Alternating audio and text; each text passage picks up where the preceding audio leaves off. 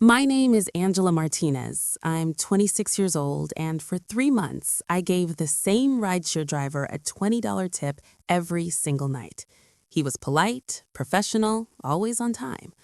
Until the night he drove right past my apartment building, locked all the doors, and said, "Angela, we need to talk about your tips. You've been paying me in cash, but tonight, I need a different kind of payment." My blood ran cold. I was trapped in a moving car with a man I'd trusted, and I finally understood what he'd been planning all along. Every conversation, every compliment, every accidental touch, it was all leading to this moment. If you think you know where this story is going, you don't, because what I did next, how I escaped, and what the police found in his car afterward will shock you.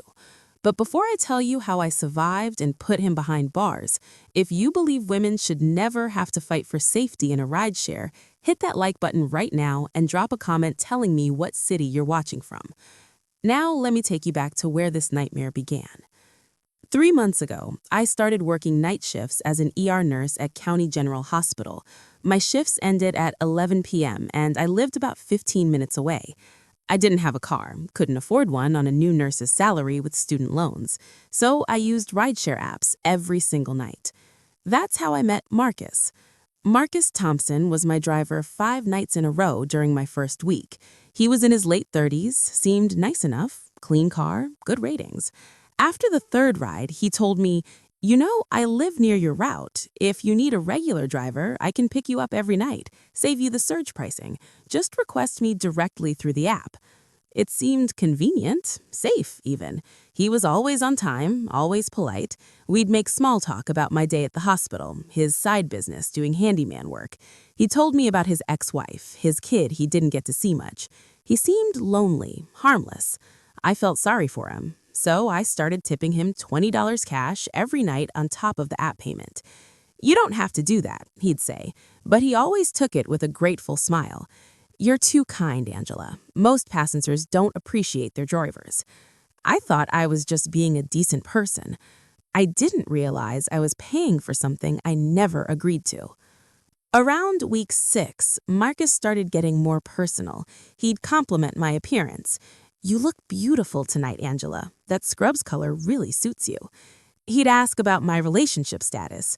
"A pretty girl like you must have a boyfriend waiting at home, right?" When I told him I was single, his eyes lit up in a way that made me uncomfortable. He started asking where I liked to eat, what I did on my days off, whether I'd ever dated older men.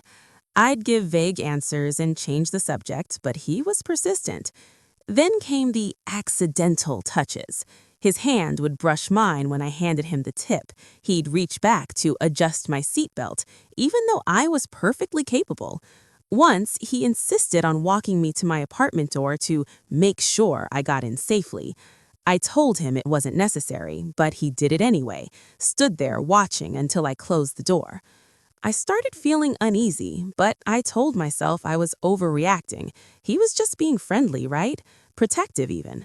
Plus, I relied on him. Finding a new regular driver would be a hassle, so I ignored the warning bells. That was my first mistake. The second was not reporting him when he asked, "Do you ever get lonely living alone, Angela? Because I get lonely too. Maybe we could keep each other company sometime." Last Tuesday, everything changed. I got in Marcus's car after my shift, like normal. I was exhausted. 12-hour shift, 2 cardiac arrests, 1 violent patient. I just wanted to go home, take a hot shower, and sleep. Marcus seemed different that night. Quieter, tense. He kept looking at me in the rearview mirror. "Long night?" he asked. "Yeah, really long. I'm beat." We drove in silence for a few minutes. Then I noticed we'd passed the turn to my apartment. "Marcus, you missed my street." "I know." My heart started pounding. "What do you mean you know? Where are you going?" He turned down a dark, industrial road I'd never been on. I heard the doors lock. All of them. "Marcus, unlock the doors right now." "Not yet, Angela. We need to have a conversation first." He pulled into an empty parking lot next to a closed warehouse, put the car in park, turned around to face me. His expression was completely different. Cold, entitled, dangerous. For 3 months, I've been picking you up every single night. For 3 months, I've been listening to you talk about your life, being there for you, making sure you get home safe. And you've been paying me in cash, which I appreciate. But Angela, it's time you paid me what you really owe me. I don't owe you anything beyond the fare and tip. Yes, you do. You owe me attention, affection, gratitude. You owe me what a woman owes a man who takes care of her. I was terrified, but my nurse training kicked in. Stay calm, assess the situation, find an exit strategy. Marcus, I think there's been a misunderstanding. I appreciate you as my driver, but stop. He unbuckled his seatbelt, started to climb into the back seat with me. I had maybe 3 seconds to act. I did the only thing I could think of. I pulled out my phone and said loudly, "I'm recording this. Everything you've said is being recorded and live streamed to my friend. If you touch me, she's calling the police right now." It was a complete bluff. I wasn't recording anything, but Marcus didn't know that. He froze halfway between the front and back seats. "You're bluffing." "Try me. Her name is Jessica. She's a lawyer, and she's been listening to this entire conversation. Haven't you, Jess?" I held the phone up like someone was on the line. For 5 agonizing seconds, Marcus stared at me. Then he slowly climbed back into the driver's seat. "This isn't over, Angela." "Yes, it is. Unlock the doors now." He unlocked them. I grabbed my bag and jumped out of that car so fast I nearly fell, started running toward the main road. Behind me, I heard him yell, "You led me on. You owe me." I didn't stop running until I saw a 24-hour gas station with people inside. I burst through the door and told the clerk to call 911. While I waited for police, I did 3 things. I reported Marcus through the Rideshare app. I left a detailed review with a safety warning. And I started actually recording a voice memo describing everything that happened, every boundary he'd crossed, every threat he'd made. The police took my statement.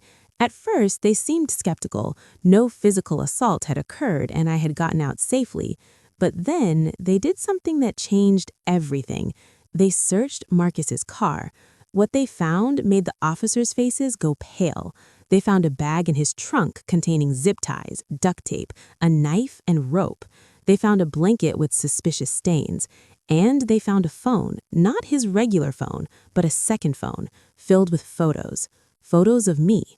Hundreds of them. Photos of me getting in and out of his car. Photos taken through my apartment window. Photos of me at the grocery store, at the gym, at the hospital. He'd been stalking me for months. The police arrested Marcus that night, charged him with stalking, attempted kidnapping, and possession of kidnapping tools. During the investigation, 2 other women came forward, former passengers who'd had similar experiences with Marcus. One had filed a report that went nowhere. The other had been too scared to report at all. Marcus was convicted and sentenced to 8 years in prison. The rideshare company settled a lawsuit with all 3 of us for failing to properly screen and monitor their drivers. That was 4 months ago. I still take rideshares, but never the same driver twice. I share my location with 3 friends every time I get in a car. And I trust my instincts now. If something feels wrong, it is wrong. My name is Angela Martinez. I'm 26 years old, and I survived a rideshare driver who thought my tips entitled me to my body. If this story opened your eyes to the dangers women face, hit that like button, comment your city, share this to help other women stay safe, subscribe for more survivor stories. And remember, you don't owe anyone anything except what you explicitly agree to. Stay safe out there.